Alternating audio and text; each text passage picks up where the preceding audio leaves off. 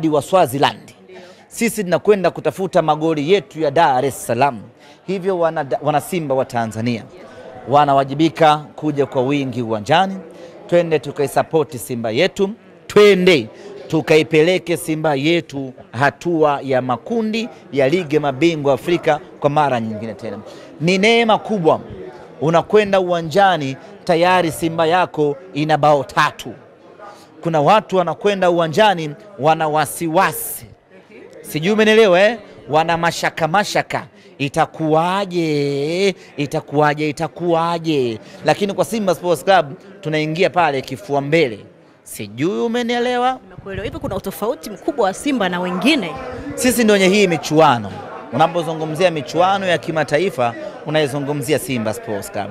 Na umeona tulichokifanya hilo, mpiga mtu bao 3 sio kazi nyepesi hata kidogo. Sasa basi sisi lazima tunakwenda uwanjani tarehe 26 hiyo tunajitanua unavimba kabisa una bao